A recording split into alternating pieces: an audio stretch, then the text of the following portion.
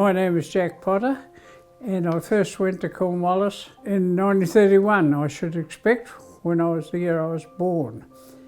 My father and grandfather worked for the Auckland City Council, and they heard that you could rent a bach at Cornwallis, or a plot of land, for £10 a year, and right on the beach.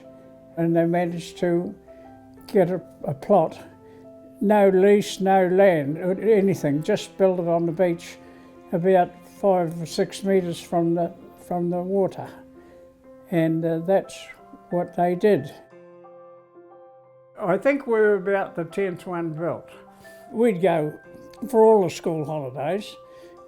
Dad would probably go to work for the City Council every day. We were there all the time, every weekend for years, yeah.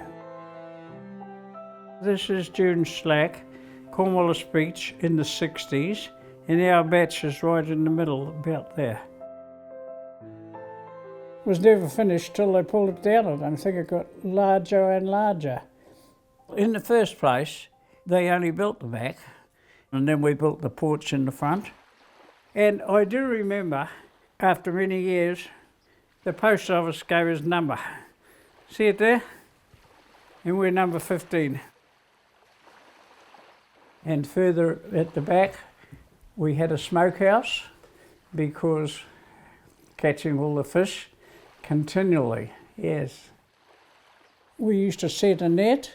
In those days, you're allowed to set a net on tea tree poles, and you set the net between.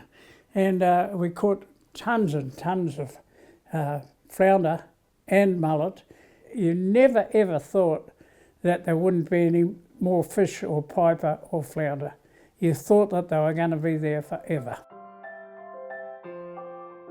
All my uncles on both sides, in the end, had bachs at Cornwallis.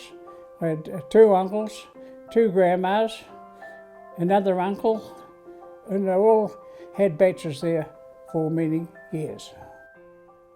You went up the monument quite often. That was at King's birthday in 1950, and we walked up to the monument, and there we are. It's Lou Maguire, who's still going. I talk to him all the time. Tommy Sharples in Sydney, and me, Jack Potter, yeah.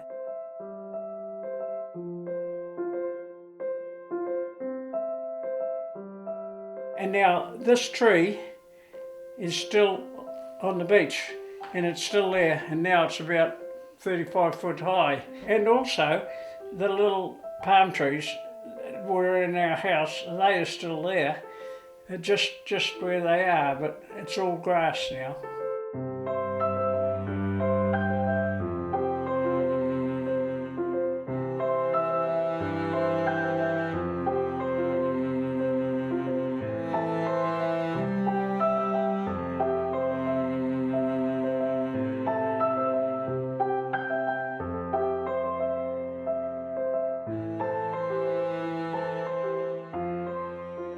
Our bach was just over there by the palm trees.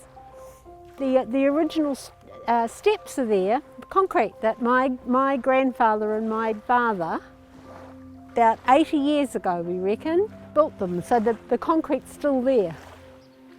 Every time we come down, the steps, first of all they were like that, and they're slowly going down.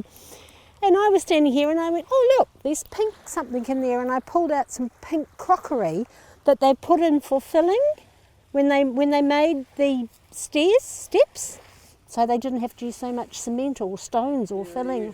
Yeah. Look, I've got, yeah, we thought it might have been an old potty, but it's not. Yeah, we had a look at it. But the other thing, and I'm going to, is this.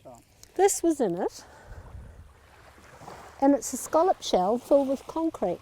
Now we reckon this scallop shell's probably 80 years old, because it came out of there when the steps must be 80 plus years. All the owners knew that we were going to be kicked out one day. In the meantime, more people were building houses around there, and they just thought that it was going to go on forever.